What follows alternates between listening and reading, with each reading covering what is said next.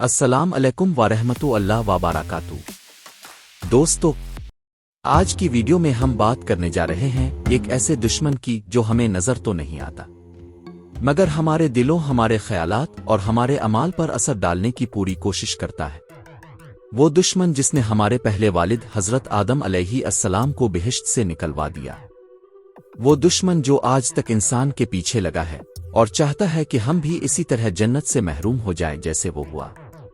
اللہ تعالیٰ نے قرآن مجید میں فرمایا، اے آدم کی اولاد، شیطان تمہیں فتنہ میں نہ ڈالے۔ آج ہم اسی آیت کی روشنی میں سمجھنے کی کوشش کریں گے کہ شیطان انسان کو کیسے بہکاتا ہے، اس کے جال کیا ہے، اور ایک مومن کس طرح اللہ کی پناہ میں آ کر اس کے واروں سے بچ سکتا ہے۔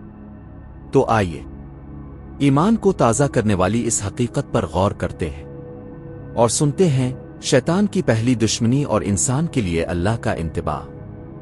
اے آدم کی اولاد، اللہ تعالیٰ نے ہمیں اس دنیا میں آزمائش کے لیے بھیجا ہے، مگر اس آزمائش کے ساتھ ہمیں خبردار بھی کر دیا کہ ہمارا سب سے بڑا دشمن شیطان ہے۔ وہی شیطان جس نے ہمارے ماں باپ حضرت آدم علیہ السلام اور حضرت حوا علیہ السلام کو بہشت سے نکلوا دیا۔ اس نے ان کے دل میں وسوسہ ڈالا، ان کے لباس چھینے اور انہیں اس حال میں مبتلا کر دیا کہ ان کی شرم کی چیزیں ان کے سامنے ظاہر ہو گئیں۔ یہ وہ پہلا موقع تھا جب شیطان نے انسان کے ساتھ اپنی دشمنی کا آغاز کیا۔ قرآن مجید کی اس آیت میں اللہ نے انسان کو پکار کر فرمایا، اے آدم کی اولاد، شیطان تمہیں فتنہ میں نہ ڈالے۔ یہ انتباہ صرف اس وقت کے انسانوں کے لیے نہیں بلکہ قیامت تک آنے والی ہر نسل کے لیے۔ شیطان کی اولاد، اس کے لشکر اور اس کا قبیلہ یعنی جنات انسان کو اسی طرح بہکانے کی کوشش میں لگے رہتے ہیں جس طرح اس نے تمہارے باپ کو بہکایا۔ جنات دراصل آگ کی ایک خاص قسم سے پیدا کیے گئے مخلوق ہیں۔ قرآن کہتا ہے، اور ہم نے جن کو اس سے پہلے بے دھوئیں کی آگ سے پیدا کیا، یعنی جس طرح انسان مٹی سے بنائے گئے ویسے ہی جنات آگ کی لطیف چنگاری سے پیدا کیے گئے۔ یہی وجہ ہے کہ ان کی فطرت میں تیزی، جذبات اور غیر مرئی حرکت شامل ہے۔ وہ ہمارے درمیان موجود ہیں مگر ہم انہیں اپنی آنکھوں سے نہیں دیکھ سکتے۔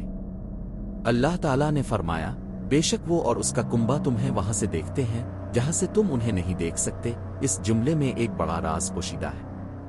انسان کی نگاہ محدود ہے مگر جنات کی نگاہ لطیف ہے۔ وہ ہمیں دیکھتے ہیں، ہماری حرکات، کمزوریاں اور جذبات کو پہچان لیتے ہیں اور اسی کمزوری کو اپنا ہتھیار بناتے ہیں۔ شیطان جو جنات میں سے تھا، اس نے جب اللہ کے حکم کے خلاف جا کر حضرت آدم کو سجدہ کرنے سے انکار کیا تو لعنت کا مستحق ہوا، مگر اس نے اللہ سے قیامت تک کی مہلت مانگی تاکہ وہ انسانوں کو بہکاتا رہے۔ اللہ نے فرمایا، تو جا، تجھے مہلت ہے، لیکن جو میرے بندے مخلص ہوں گے ان پر تیرا کوئی زور نہ چلے گا۔ یہی سے انسان اور جن کے درمیان ایک نہ ختم ہونے والی جنگ شروع ہوئی۔ جنات دو طرح کے ہیں، مومن جن اور کافر جن۔ جیسے انسانوں میں نیک اور بد ہوتے ہیں ویسے ہی ان میں بھی۔ قرآن میں سورۃ الجن کے اندر ان کے کلمات بیان کیے گئے ہیں کہ ہم نے قرآن سنا تو ایمان لے آئے۔ بے شک یہ سچائی کی راہ دکھانے والا کلام ہے۔ اس سے معلوم ہوتا ہے کہ جنات میں بھی وہ مخلوق موجود ہے جو اللہ پر ایمان رکھتی ہے، نماز پڑھتی ہے، قرآن سنتی ہے اور اپنے طور پر عبادت کرتی ہے، لیکن دوسری طرف وہ جنات بھی ہیں جو ابلیس کے پیروکار ہیں۔ وہی جن جو انسانوں کو وسوسوں میں مبتلا کرتے ہیں، ان کے دلوں میں شک ڈالتے ہیں، ان کے درمیان فتنہ، حسد اور نفرت پیدا کرتے ہیں۔ قرآن میں ان کے بارے میں فرمایا گیا، ہم نے شیطانوں کو ان لوگوں کا دوست بنا دیا جو ایمان نہیں لاتے، یعنی جو اللہ سے دور ہو جائے، جو ایمان سے غافل ہو جائے، وہ شیطان کا ساتھی بن جاتا ہے، چاہے اسے خبر نہ ہو۔ انسان کے دل میں آنے والا ہر برا خیال، ہر گناہ کی طرف مائل کرنے والا وسوسہ اکثر انہی جنات کی شرارت کا نتیجہ ہوتا ہے۔ حدیث شریف میں آتا ہے کہ نبی نے فرمایا، شیطان انسان کی رگوں میں خون کی طرح دوڑتا ہے۔ اس کا مطلب یہ ہے کہ وہ انسان کے دل اور دماغ پر اثر انداز ہوتا ہے، مگر صرف اسی حد تک جتنی اسے اجازت دی گئی ہے۔ اللہ تعالیٰ نے اس کو مکمل طاقت نہیں دی بلکہ فرمایا، میری مخلص بندگی کرنے والوں پر تیرا کوئی اختیار نہیں۔ یہی وجہ ہے کہ جب انسان اللہ کا ذکر کرتا ہے، قرآن کی تلاوت کرتا ہے، وضو میں رہتا ہے یا نماز قائم کرتا ہے تو جنات اس سے دور بھاگتے ہیں۔ لیکن جب انسان غفلت میں پڑتا ہے، گناہوں میں ملوث ہوتا ہے، ناپاک رہتا ہے، عیب حیائی میں مبتلا ہوتا ہے تو یہ خبیث جنات قریب آ جاتے ہیں۔ इसी आयत में जो लिबास का जिक्र है, इसने उनके लिबास उतरवाए ताकि उनकी शर्मगाहें जाहिर हों। इसमें एक रूहानी मानी भी पोशीदा है।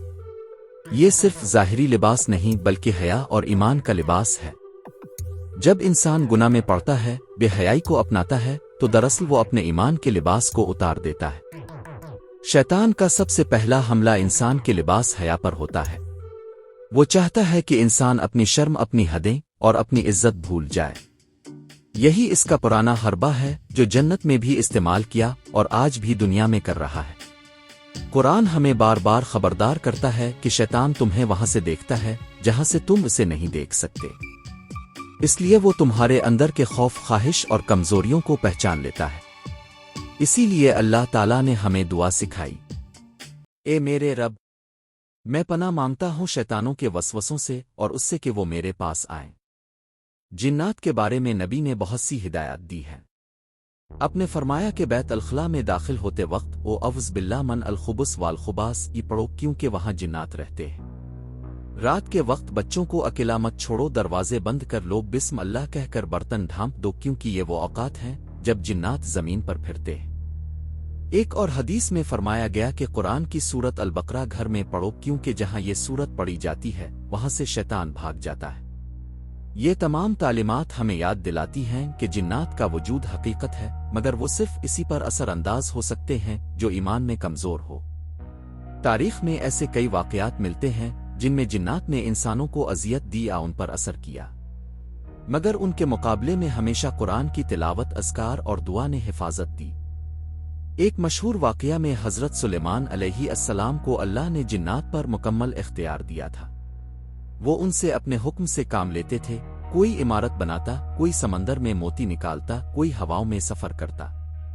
ये सब अल्लाह के हुक्म से था ताकि इंसानों को ये सबक मिले कि जिन्नात चाहे कितने ताकतवर हों, वो भी अल्लाह के ताबे हैं। जिन्नात के कई गिरोह हैं, कुछ जमीन में रहते हैं, कुछ पानियों के करीब, कुछ पहाड़ों में और कुछ वादियों में। उनके दरमियान भी ईमान वाले और नाफरमान होते हैं। नबी के जमाने में भी जिन्नों का एक गिरोह आया और कुरान सुना। वो ईमान लाए और अपने कबीले में जाकर दावत इस्लाम पहुंचाई। कुरान कहता है, और जब हमने तुम्हारी तरफ जिन्नों की एक जमात भेजी कि वो कुरान सुने, तो जब वो हाजिर हुए तो कहने लगे चुप रहो, सुनो। फिर जब वो लूटे तो अपनी कौम को खबरदार करने वाले बन कर गए। ये मंजर कितना हैरान कुन है। वो मखलूक जो इंसानों के लिए गैब में थी, वो अल्लाह के कलाम से इतनी मुतासिर हुई कि फौरन ईमान ले आई।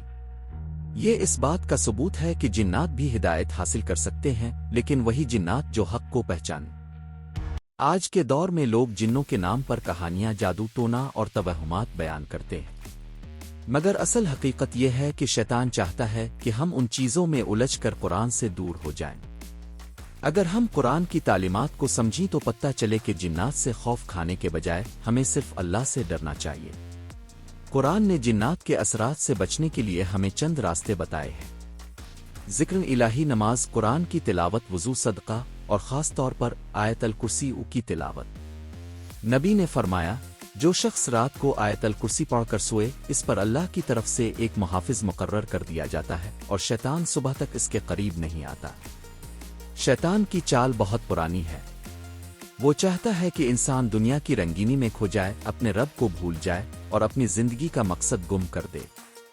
कभी वो ख्वाहिशात के जरिए बहकाता है, कभी माल और दौलत के जरिए, कभी गुनाह की दावत देकर, मगर हर बार वो इसी रास्ते से आता है जिससे हमारे माँ बाप को बहकाया, तकब्बुर, लालच और वसवसा। लिहाजा ए इंसान, याद रख के तेरा दुश्मन तुझे देख रहा है। वो तेरे दिल में घूम रहा है, मगर उसका वार सिर्फ इस वक्त कामयाब होगा जब ताव अपने रब से गाफिल होगा। जब ताव जिक्र में रहेगा तो वो शिकस्त खाएगा। अल्लाह ताला ने इस आयत में जो लफ्ज़ ए लिबास उ इस्तेमाल किया है, वो हमें याद दिलाता है कि ईमान और हया हमारा असल लिबास है। जिस तरह जिस्म को लिबास से ढांपा जाता है, वैसे ही रूह को ईमान से महफूज किया जाता है। अगर ये लिबास उतर जाए तो शैतान कामयाब हो जाता है। आखिर में इस आयत का पैगाम हमें ये समझाता है कि जिन्नात और शैतान हमारा खुला दुश्मन है। वो हमारे माँ बाप से दुश्मनी रखता था और आज उनकी औलाद यानी हमसे भी रखता है, मगर उसका कोई जोर इस इंसान पर नहीं चलता जो अल्लाह पर यकीन रखता है, जो नमाज कायम करता है और जो अपने रब से मदद मांगता है। اللہ تعالی ہمیں ہمیشہ شیطان کے وسوسوں، جنات کی شرارتوں اور اپنے نفس کے فریب سے محفوظ رکھے۔